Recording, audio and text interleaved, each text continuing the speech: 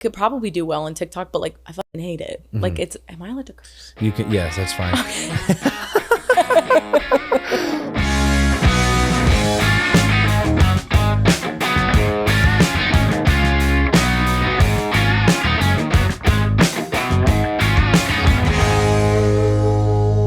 This is a hot take maybe, but I feel like I could have a conversation with somebody that works in like finance. Yeah. And actually hold my own for a little bit, because I understand how it works. Like, you invest money, you make money. I get it. But I think people like that try to understand the music business cannot hold the conversation. Yes, I actually so agree with that, because it's so not like I've talked to my mom about this so many times. I'm like, being a lawyer and being a doctor, probably the hardest things you can be. Like, you have to study, you have to go to school for it, you have to do whatever, but it's A plus B equals C. Whereas music, it's like A plus 12 plus Z equals 43. And then if you want to get to Z, I don't fucking know how you do it. Yeah, like that's the biggest difference. It's not a mathematical equation. It's so gambling. Yeah, I mean, look, that's just a great way to kick off this podcast. We're just gonna roll right into it, because Maddie Boy is probably already recording over there. Yeah. Oh my god, I just punched myself in the head. This is gonna be a wild one. Look at that. I want to give a thanks to Matt for making us look and sound good here. I want to give a thanks to people for like tuning into these episodes week after week. We're trying to really grow a nice little community here as we interview, artists and creators really like in Nashville doing the thing. And also I feel like Nashville in the past couple of years, right? It's Music City, it's country music, but it's also expanded. And that's why I'm really pumped to have this next artist on the podcast. Funny enough, we knew each other in college. We go way back. We go way back. Vanderbilt and Belmont, baby. I know, like we were doing it. And then, what's funny is like, I feel like we were just talking earlier, everyone starts to kind of grow up and do real shit. So weird. And this artist had anybody go viral on TikTok, and then, went from an independent artist program to now signing to Big Loud Rock, and is like a recording artist. So what up? In the studio, Bizzy. What up? And I'm here. That was probably one of my more casual introductions, but I also feel like that was because we're just kind of free flowing, like we were just catching up. And I kind of like recording. That felt formal. I was like, I'm a recording artist. Yeah. Well, no, it's really good to see you. I think like, we've followed each other's journeys. I think we've been like sort of one removed from like, your friend group and my friend group are close, but like, I, opened up my phone the other day and I see this, video. I'm like, I know that girl, and it's you, crushing it. And it's just been like really exciting to see. So I would love to talk a little bit about sort of the journey the past couple of years for you. I feel like it really started when like you started posting online. Yeah. Walk me through kind of that process to like start uploading videos and your own songs. It's funny because like there's so many times where people are like, are you sick of TikTok? And I'm like, yeah, sure. There's days where I'm like, I'm so like tired of it and whatever. But I truly don't think I'll ever shit on it, because it gave me a platform. Like I literally would be nowhere without it. And it was like the most random thing. I was originally pure writing for other people through college, because I was so scared to like put my own music out and like kind of put myself out there. So I went in as the writer and I was like, okay, I'll just do this. And then it wasn't until COVID that I realized, I was like, all right, literally the only reason you're not doing the artist thing is out of fear. And that's like dumb. Mm-hmm. So I was like, okay, I'm going to like reach out to close friends. And I reached out to like Jules Paymer and Clara Park, if you know them. Yeah. And I was like, okay, I think I'm gonna do an artist project. Like, do you guys want to help me? Like, what's the vibe? And they were like, yes, we're gonna do it. It's gonna be so good. And I was like, okay. So I started writing for my artist project for like a year and a half before I like ever put anything out. And it was like, I don't know, it was like I was writing all these songs and people were like, that's good, like you should put that out. And I was like, it just like didn't. And I'm sure you can like totally agree with this, is like it has to feel right. It doesn't matter about like the song might be good, but it's like if it doesn't feel right, it's like not it. Sure. So I was like waiting for that feeling. Finally wrote the song Anybody, which is the one I post on TikTok. Yeah. And I was like just kind of reaching out to artist friends, and I was like, so what do you guys like do to promote? Like, how does that work? And like I had a TikTok, but it was like me. I think the last TikTok I had posted like before I had posted the Anybody one was like 2 years before, and it was like me playing my little like guitar and, like crap. Just like acoustic guitar in the room chilling. Yeah, and it's just like the fans going like things are in the back. It looks bad. Yeah. And they were like post on TikTok, like that's the thing to do. And I was like, okay. So I remember I was working at Taqueria Del Sol at the time. And I remember I posted this video as like the classic car video. I was like blah blah blah, and then played the song, and then literally half of it got cut off because I was like, you know how you can hit like 15 seconds or 60 seconds? Yeah. Didn't know that at the time. Yeah. So I hit 15 seconds and I was like, okay, great. And then it cut off and I was like, whatever, I'm late for work. I'll just post it. And I'm like in the middle of work and like have my phone in my back pocket, whatever. I'm bringing out like a tray of tacos to this table and my phone starts like going crazy. And I'm like, okay, like let me put this down, whatever. Give them their tacos. I like go in the background and I pull out my phone and my sister's like blowing up the group chat and they're like, check TikTok, check it now. And I'm like, okay. And my video was like blowing up, which was so weird. But still to this day, like anytime things do well for me, like it doesn't feel like mine. And maybe that's something I should talk about like in therapy, but it's like, it's like a disassociation thing where I'm like, that's awesome for that person. But like, it didn't feel like it was mine, but TikTok gave me the platform, which was very cool.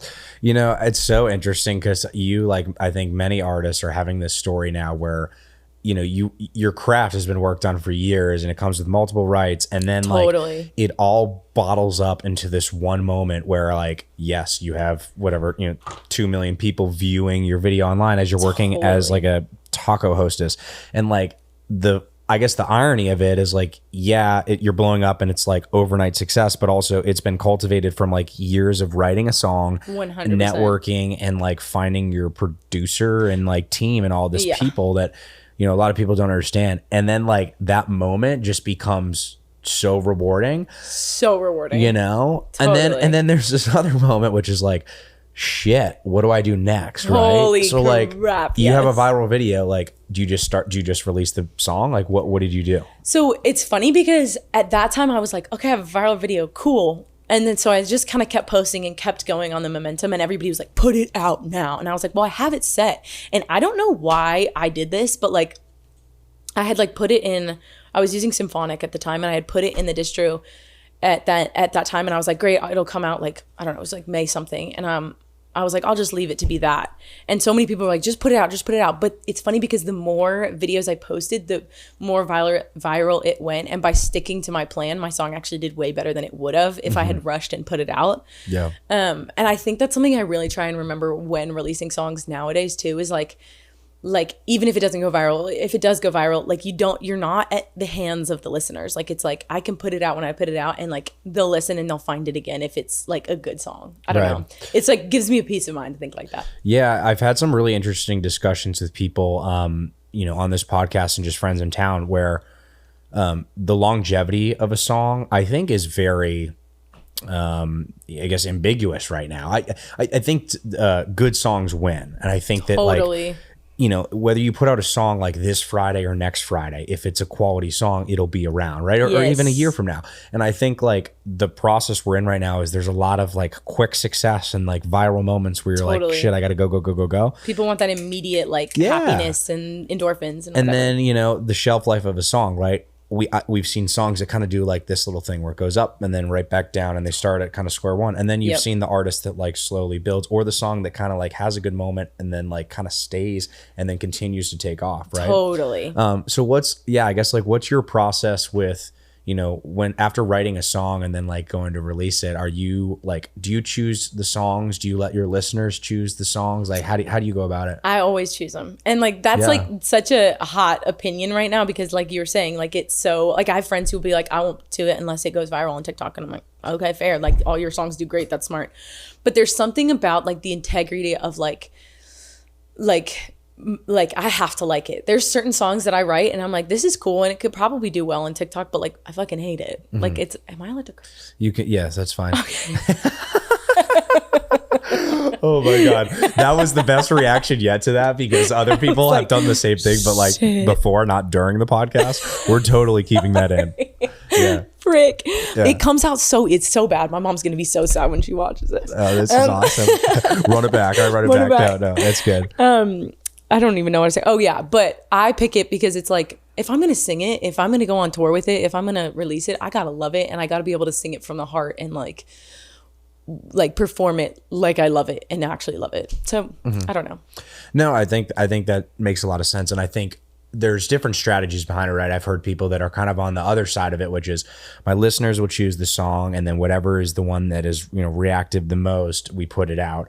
But then, I've come 9 months later. Sometimes that artist is like, well, why the hell did I even put it out in the first place? Totally. It's not on brand. I don't like it, and look, I get why the pressure is there from socials, particularly when you maybe are trying to get a label deal or a pub deal, but I love that you're sticking to your gut. I think it's going to help you out in the long run. Yeah. I think also with TikTok and with Instagram it's so awesome and such a tool, but I think it's also like a blimp in time. Like there's always things that are coming, like it's like CDs and Spotify and like all these things are popping up, and like, the one thing that we can hold true is like the creative aspect of it. And if you love it, like that's held true from like when songs started. So it's like holding on to that like importance of it, I think is something I cherish. But absolutely. I agree. I mean, who knows what the next TikTok is, but we do know that, creativity and good songs will win. And speaking of which, so you have this song, right? Anybody that, it does blow up. And then you have like a label deal now with Big Loud, and you put out a couple other songs. You put out a song with Steinza. You had like a little EP, like kind of what was the process after the viral song, and like why did you want to put out an EP first? Yeah, so after the song, I was kind of in like this holy shit mode, and it was like I actually get nervous every time I curse now. We're doomed. I'm like sweating. But it was like this holy shit mode where I was like, oh my God, like I don't know what I'm doing. I didn't plan for this song to do that well. I don't have another song lined up. Like I had written songs, but it wasn't like, great, this one will come out and then I'll release this one. Like there was no order. So I had Just Yet, which is a song I duetted with Steinza. And I originally put that out after Anybody as a solo project. And I did that one. I had written that one like alone in my basement like forever ago before I even wanted to be an artist. And it just like felt like the next kind of step to release.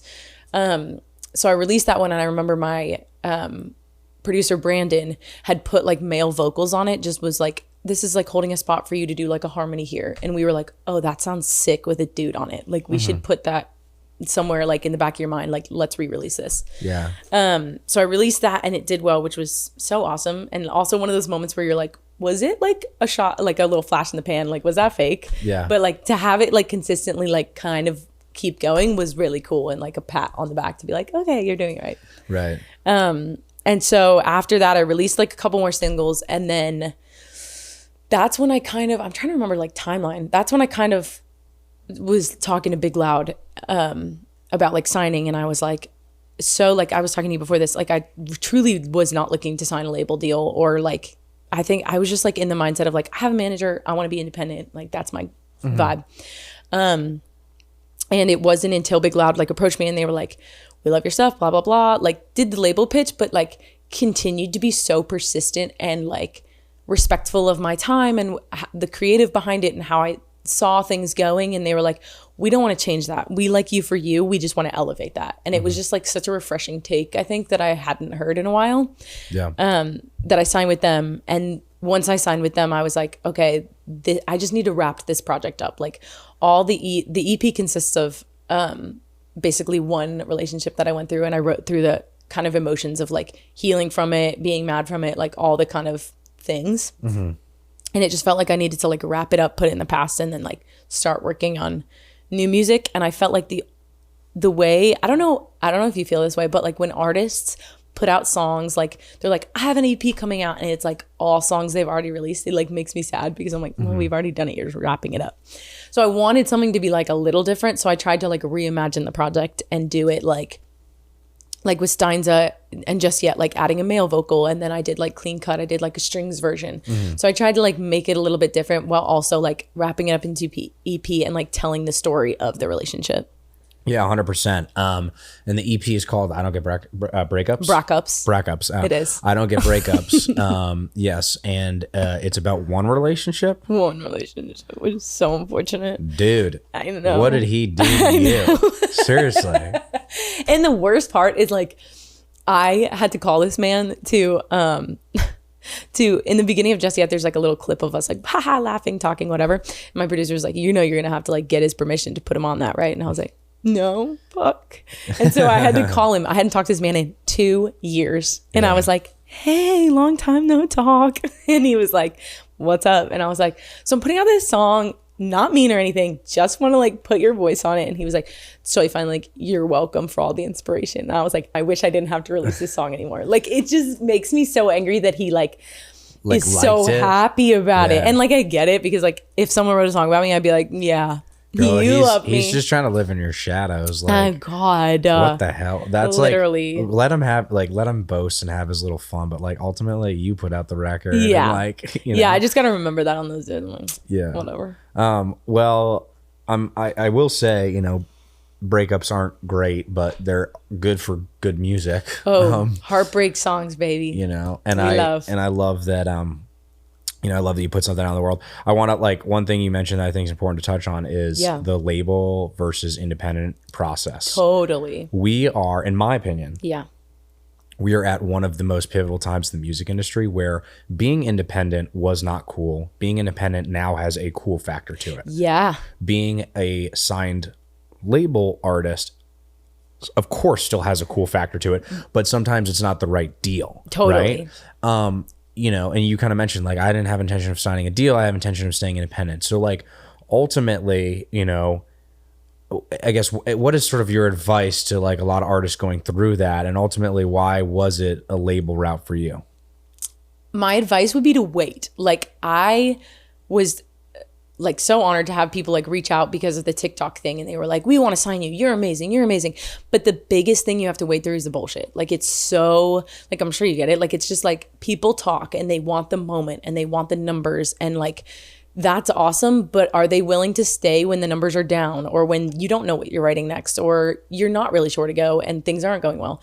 So like, that was my biggest thing, was like, this is awesome, but I like made a point to be in all those meetings, take in everything that they said, but then like put it aside and be like, great, I'm going to keep going and I'm going to see who sticks around. And that was like the most telling thing with like Big Loud and just like a couple other labels that were sticking around and being like, yeah, like the songs like After Just Yet, they were like, they did well, but they didn't do as well as like the viral ones. Mm-hmm. And so it was the ones that were like, hey, I love this song and I love that you like are doing it in this way, and just like we're there for the creative and there for like the authentic aspect of creating an art, rather than like, we want the numbers, we want the money, we want the now, because that doesn't last forever. It's a moment. Sure. So that would be my advice. And then why it felt like I should go label, well, two reasons. One, like I said, I didn't know I wanted to. And two, okay, three. I love the team. Like, the team is everything, and I think that that's something so important. Like, if you're trying to like weigh out whether you want to do it independent or not, like, and you're like deciding you have a label or not, talk to the team and see like how they match up with your values and how they like see your future. Like, ask them every weird question you can possibly ask, because that's going to give you the foresight of like what it's going to look like being with them. Right. And I think with Big Loud, it was just like, oh my God, everything is aligning. And so that's why I kind of decided. And I also am like, this is such a hot take, but like, I loved group projects.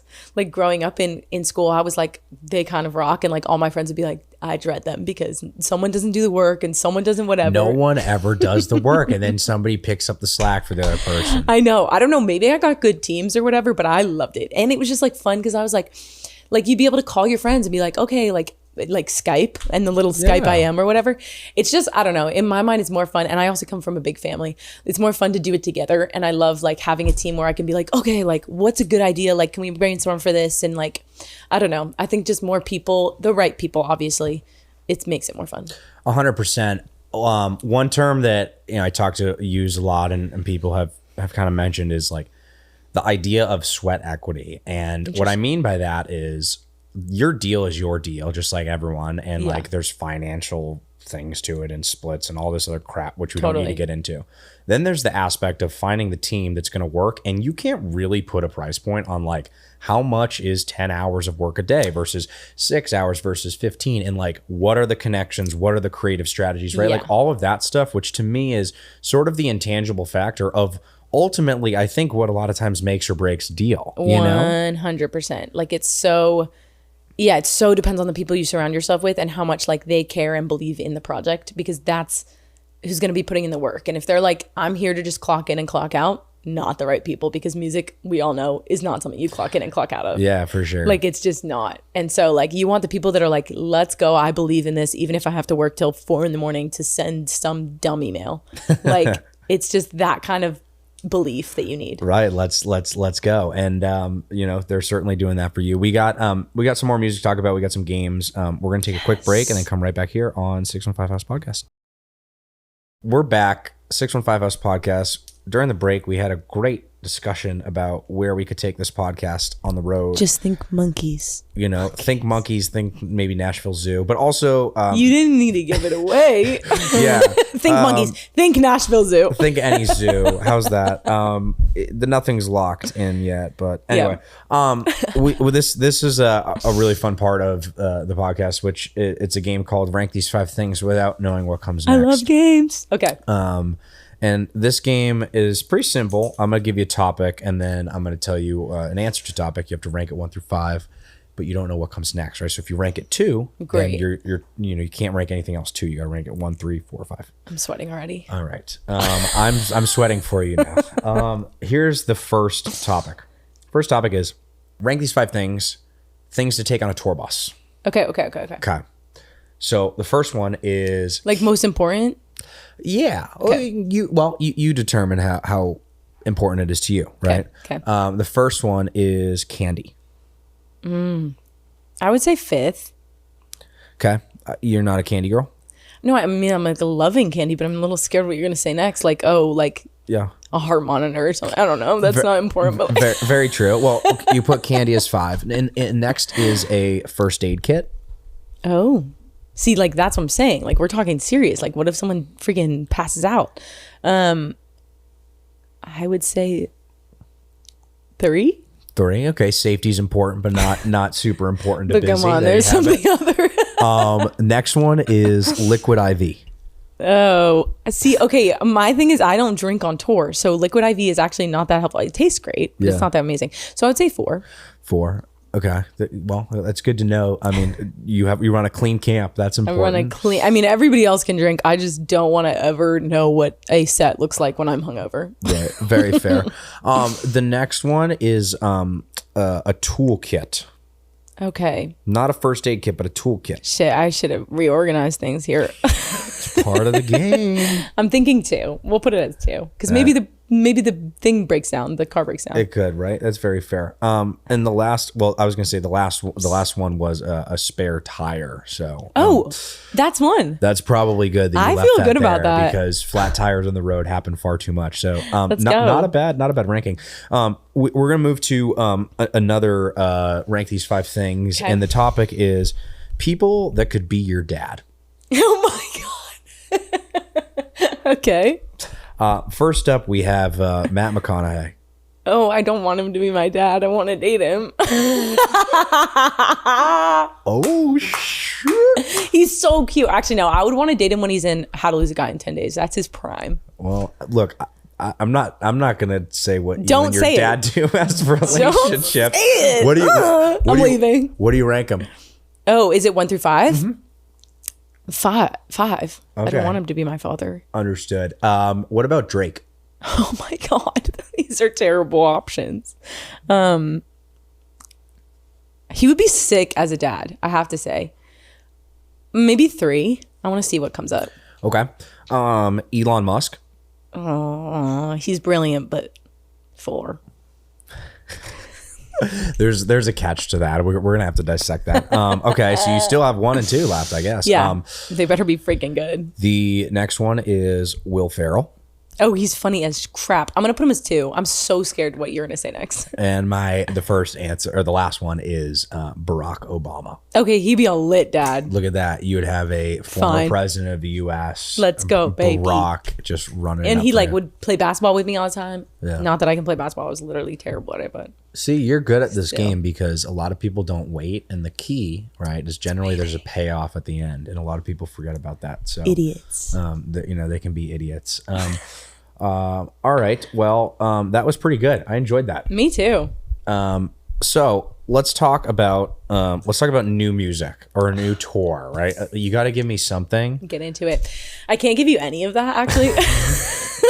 What the heck? But I can say new music coming, tour in the works. Yeah. You never know. So new music coming. Can I ask you this? Are Yeah, you interested? Is it going to be like a lot of singles, or we're gonna maybe an album? Is it kind of like We're playing single game for right now. okay, cool. So we can expect like new music soon, and we can expect singles. Yeah. Got it. Do you like find that you can write singles, or do you kind of always write with like the holistic approach to it, like a bigger project? I usually write well, okay, so the way I go into it is I never really go in being like, even with my EP, I never went in being like, oh, I want this all to wrap up into my relationship. Like I just go in and really try and be as present as I can and be like, this is how I feel today. I ran over whatever. That sounds so weird. I don't run over animals a lot. Yeah. Jesus. But this is how I feel. I want to be present and write about whatever I'm going through. And then usually when I look back, it's always like some sort of, what is that? Connection. Like there's a link, a correlation. A correlation through all of them. And that's usually how I find kind of like the album wrap up or the EP wrap up. Yeah. But I would say I usually write singles, but not to be like, I want it to be a hit, just to be like, I just have to write what I'm feeling. Yeah. Yeah. I like that. I think that's everyone's got a different philosophy, but that's cool. Also, I'm wearing my merch and I'm embarrassed about it, but I need to call it out because it was the only thing clean. It's so fair. It's my socks, and I'm just gonna cover them. I just realized it, and I was in my right today. And I was like, "Yeah, I'm wearing my merch," and they were like, "Oh, that's sick," and I forgot that. See, I actually, so I was. Do you think it's embarrassing? Well, you think it's embarrassing to wear your merch, which I think it plays. But what about? Do you think it's weird to listen to your own music in the car? I do it all the time. I think every artist does. Everyone's like cranking their own shit. No, my favorite thing is when Spotify Rap comes out and none of the artists put theirs out because all of ours is up top 5.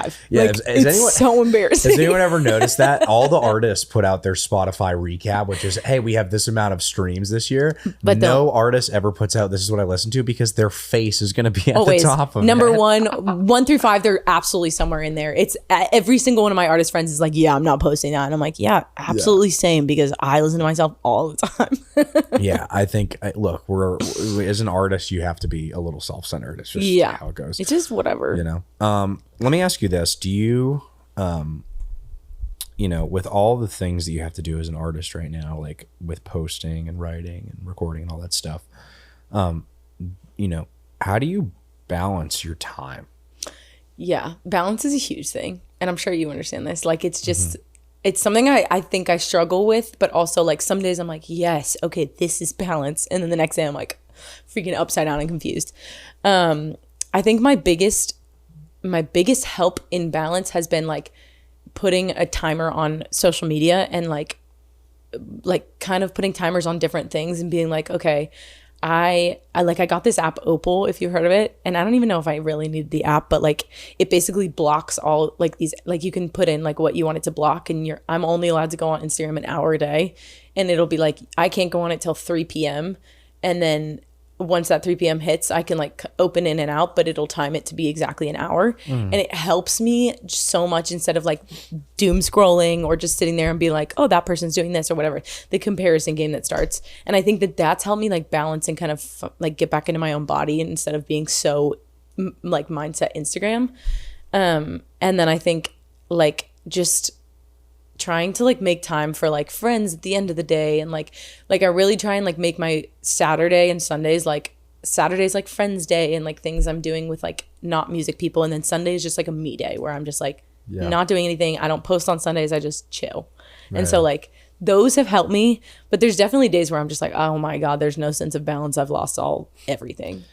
Yeah, I mean, well, I think we're all like a little messed up as people in the industry, and like totally. I think certainly balance is something we're always striving for. Do you like when you're on social media, like do you get anxious? Do you get like judgmental toward, or start playing the comparison game? Oh, for sure. There's a palpable feeling. When you even said like when you get on it, I was like, I'm trying to think, and like my chest literally tightens. Like it's literally just like. And it's not for posting. I don't mind post, like I'll just post it, whatever. But it's the second I start scrolling, it's like this person's doing this and I'm doing this and I'm behind and I should be here and I'm blah. And it's just like highlight reels of everybody, and I'm doing the same thing, but it's just like we're not meant to see the best in everybody 24/7, you know? Sure. And so it's like finding out and being like, okay, I'm happy for this person, but I don't need to be scrolling and looking at everybody and comparing myself all the time. Right. You know? Yeah. I think it's hard, and then you play the comparison game, then it becomes competitive, and then like all of a sudden the success of other people, in weird ways feels like not something to root for. Totally. And like that part, I think, that part scares me. Me too. Oh my God. Yeah. It scares everybody because you never want to compete with your friends. You never want to, like, there's always an underlying, like, no matter what, whether it's sports, whether it's whatever, you're always going to be a little competitive with it, which is healthy. There's always like, you should be wanting to get better every day. But like when it's in your face 24/7, it's like, it gets stupid. Yeah. I ask this question to a fair amount of guests in the podcast, but I'm just curious as to what your take is. Do you think that TikTok is helping or hurting the music industry more? Ooh, that's tough. I think that in like right now, I think with anything that's new, it comes up and it like has a peak. And I think it hit its peak over COVID. And it was like the highest, most, everyone's going viral. And I don't think it helped the music industry there, where like it was like anybody who goes viral once is getting a record deal. And that's awesome. But I also think it helps people in the sense of like artists that would have never gotten noticed that are truly amazing got a platform. But then I think right now it's kind of leveling off. And once it's leveled off, it will like balance and find its equilibrium. And then I think it'll be a tool. And I think it'll be really good for the music industry. But like, in those peak moments where people are just getting signed left and right, I don't think it was helpful, but I think it's such a tool if used right. I like that. Thanks. And that's my take. I do. I haven't heard that answer yet. So original and unique. I'm just so unique. Yeah. Just so quirky. I agree. I like that. And I'm curious as to, other people listening, please like comment in, because I would love to have that debate more. And I think time will tell, right? Let us know. We've gotten to a beautiful part of this segment or the podcast where we do this thing with Ariat, our good friends. It's called Rapid Fire Questions. These make me panic. I'm so excited, but a little nervous. These are high stakes. High stakes. We had somebody that struggled on the last episode. They almost walked out of the studio. No, they did not. No, I'm playing with you. Okay, I was like, wait, I'm actually scared about it. No. I think the key. Look, I'm gonna give you a little bit of insight into the Ariat Rapid Fire. Wait, no, don't tell me. I want to wing it. I'll let you wing it. All I'm gonna say is very just small piece of advice. Okay. Just don't overthink. Great. Rapid fire. That checks. Thank you so much for that tip. Yeah. All righty. Here we go. Wind it up, Maddie. Rapid fire. 60 seconds on the clock. 3, 2, 1. Pineapple on pizza. Love it. I was going to say yes or no. Oh, yeah, didn't even want to wait. You said don't wait. I love it. What's your last Google search? Oh my God. I don't know what I Googled. Oh, it was something stupid. It was about geography. Watergate. Did it happen? Oh God. Yeah. Dream collaboration. Julia Michaels. What would be like an unconventional celebrity hall pass? Like somebody you want to sleep with? Oh. Can I choose someone like in their character? This isn't fast. Sorry. Channing Tatum and She's the Man. I like that. Porcupines. Are they cute? So cute as babies, like tickle their tummies. Did Michigan cheat in college football this year? I don't watch college football. I feel so embarrassed. But no. Give me a hot take. Oh my God. Wait, I want to be cool and say something fun. I don't have anything in my mind. It went blank. We'll wind it up. We'll give you 5 more seconds here. Oh my God, first ever rewind. You have 5 seconds. 5. I'm gonna fuck it up. You're stressing me out. Wait, I said this in the other podcast, but pickles and peanut butter is fire. Yeah. What? Try it. That is certainly a hot Don't take. hate That is it. a hot take. Pickles and peanut butter, ladies and gentlemen. I've never, somebody, we gotta comment You on looked that. actually ill when I said that. He said, he swallowed his drink. He said, that almost came back up. I was like, oh my God. That was 60 seconds. You were a good sport about it, which is why I actually handed out the first ever rewind of 5 seconds. Which we've never done before. And no one else will get it. Just me. Yeah. You said, yeah. Well, you gotta, you don't want to publicize it too much, otherwise it'll get out. We have just a few minutes left, so I want to kind of open up the floor to you. Is there anything else, like, what's on your mind? What else do we need to listen to? I went to therapy this morning, so that was fun. Lots on my mind. We could go there. No, I'm kidding. What do I want to say? New music coming soon. That's really freaking exciting. Just like, thanks for sticking on my journey. Like, this has been so awesome to see people, like, even when I'm not putting music out, continue to reach out and be like, I'm excited to see you, and listening to podcasts and just like coming out to random things, and be on the lookout for shows, because those will definitely be popping up soon. Yeah.